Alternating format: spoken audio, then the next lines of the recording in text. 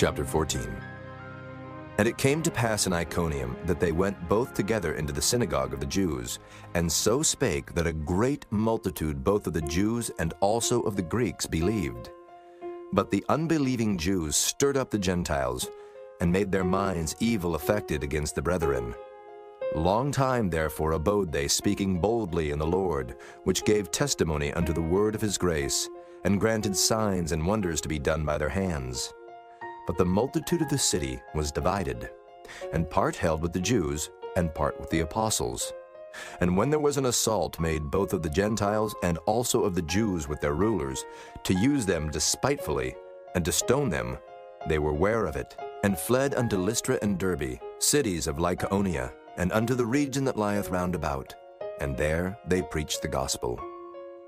And there sat a certain man at Lystra, impotent in his feet, being a cripple from his mother's womb, who never had walked. The same heard Paul speak, who, steadfastly beholding him, and perceiving that he had faith to be healed, said with a loud voice, Stand upright on thy feet. And he leaped and walked. And when the people saw what Paul had done, they lifted up their voices, saying in the speech of Lycaonia, The gods are come down to us in the likeness of men. And they called Barnabas Jupiter, and Paul Mercurius, because he was the chief speaker.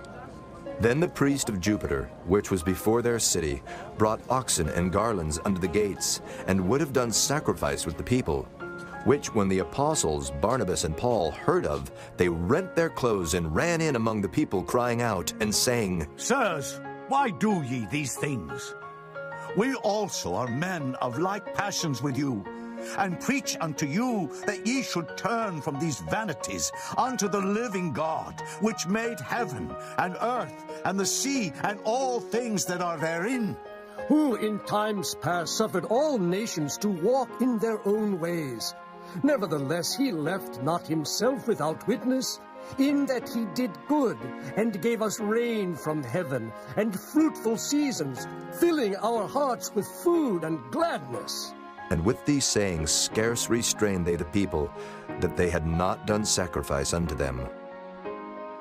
And there came thither certain Jews from Antioch and Iconium, who persuaded the people, and having stoned Paul, drew him out of the city, supposing he had been dead. Howbeit, as the disciples stood round about him, he rose up, and came into the city, and the next day he departed with Barnabas to Derbe. And when they had preached the gospel to that city, and had taught many, they returned again to Lystra and to Iconium and Antioch, confirming the souls of the disciples, and exhorting them to continue in the faith, and that we must through much tribulation enter into the kingdom of God.